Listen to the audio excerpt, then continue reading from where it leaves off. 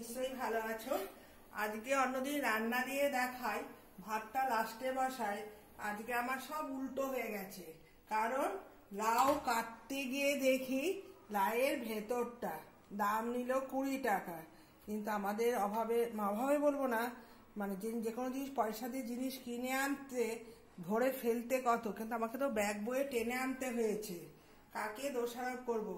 এখানে যে বিক্রি করে তাকেও দোষারোপ দাও, আবার নিজেকেও দোষ দেওয়া যাবে না।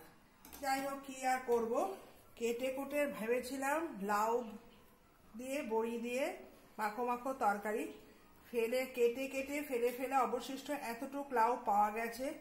হঠাৎ ডিসিশন চেঞ্জ করে ভাবলাম ঘরে মুগের ডাল দিয়ে লাউ দিয়ে গাজর দিয়ে একটা ডালই করে ফেলি, কারণ ভাতটা 10-15 মিনিট রেস্টে রাখলে কি হবে জিনিসটা। আমি ডালটা যেহেতু আগে তেলটা দিয়ে নিচ্ছি, সর্ষে তেল দিয়ে একদম ডালটাকে ভেজে নিচ্ছি। সঙ্গে দিয়ে ফোড়ন, একটু জিরে ফোড়ন দিয়ে দিলাম, 2টো তেজপাতা নিয়েছি। এবার ডালটাও আমার তেলটা ফুটে গেছে, গরম হয়ে গেছে। এই যে এটা একদম ডালটা ধুয়ে ঝরিয়ে রেখেছি।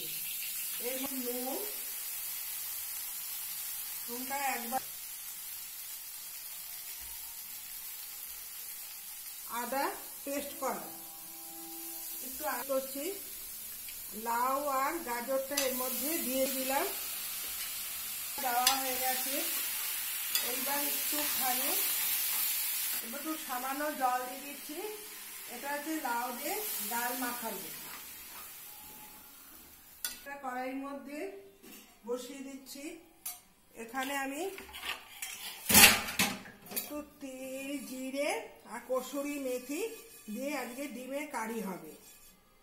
এখান দিয়ে দিচ্ছি কসুরি মেথি, জিরে আর তিল।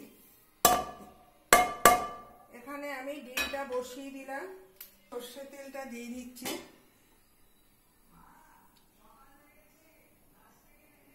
ব্যাস,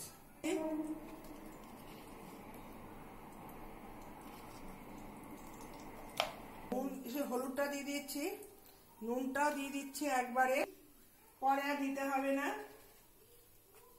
দেখো হলুদটা দেওয়ার সাথে সাথে মনে হচ্ছে লঙ্কার গুঁড়োর মতো কালার হয়ে গেছে। এবার চিনিটাও একটু, এইবার আমি ডিমটাকে, এর মধ্যে আমি পেঁয়াজটাকে দিয়ে দিচ্ছি।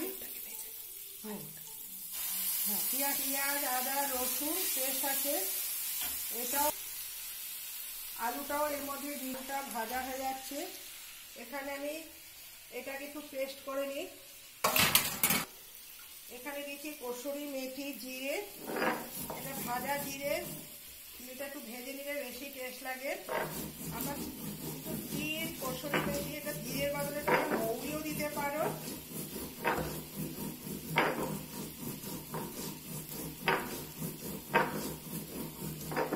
এগুলো সবার একটু ভেজে দিয়েছি, কারণ গন্ধটা বেশ সুন্দর বেরোবে।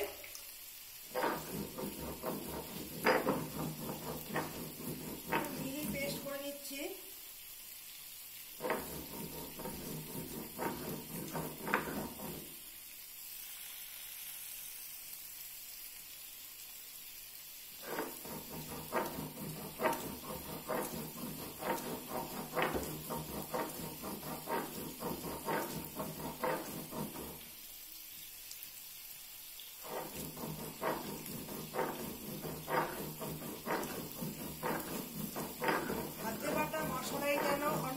টেস্ট, যতই আমরা বাজার থেকে মশলা কিনেই আনি বা ঘরে তৈরি করা মশলা যদি রাখা হয়, তার টেস্টের স্বাদ আর ঘরে তৈরি হাতে বাটা মশলা টেস্ট যেন একটা অন্যরকম টেস্ট হয়।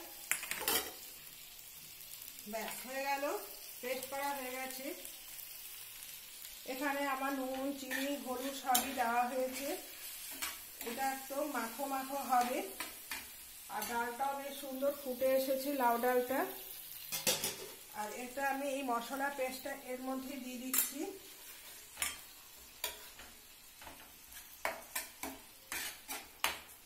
এর মধ্যে একটু তেল অ্যাড করে নিলাম। কেন তেলটা ছাড়া। অল্প একটু তেল অ্যাড করে নিচ্ছি। এবার এই মশলার সাথে ডিমটা বেশ সুন্দর। একটা কথা শেয়ার না করলে না হয়, এই রাতটা দেখো এর মধ্যে একটু গ্রেভির জন্য অল্প একটু মাখো মাখো গ্রেভি হবে, এতো আর মেথি দিয়ে থেকো।